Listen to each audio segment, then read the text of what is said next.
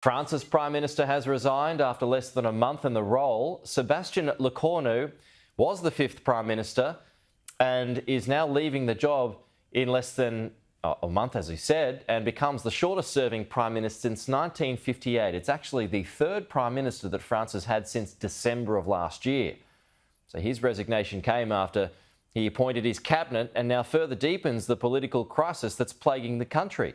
Alistair Bunkle has more from Paris this morning. The fourth Prime Minister to have gone now in under 2 years. He actually becomes 27 days he spent in Hôtel de Matignon, the French Prime Minister's residence, making him the shortest serving Prime Minister in the history of the Fifth Republic. And it is a crisis for Emmanuel Macron. There's no two ways about it. He cannot find a way to break the deadlock in the National Assembly.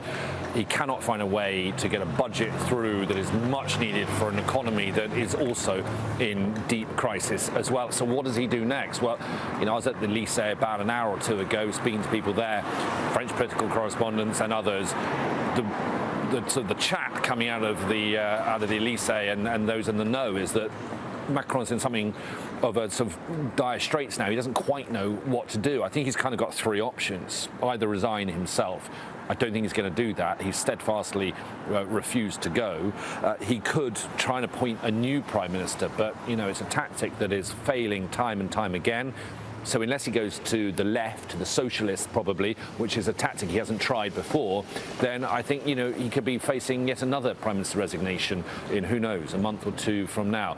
So at the moment, the smart money seems to be on possibly holding new National Assembly elections. But even if he does that, his party, at least if the polls are anything to go by, would take a real drubbing. I think you'd see an increase in the standing of the National Rally, Marine Le Pen's far-right party. So anything Macron does now really is a lose-lose situation for him.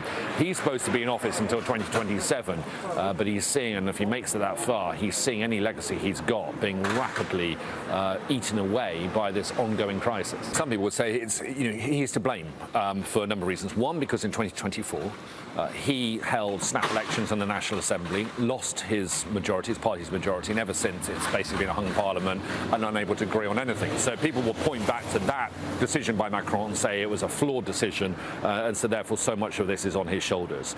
And then subsequent to that, he's repeatedly appointed prime ministers who are close to him. I mean, take Sébastien Lecornu, young former armed forces minister, the only minister who has served in every single one of Macron's governments. And so none of these characters who have been appointed by Macron have been able to bring the various political sides together to find some sort of compromise. And the result is that they have all failed at every hurdle they've come across.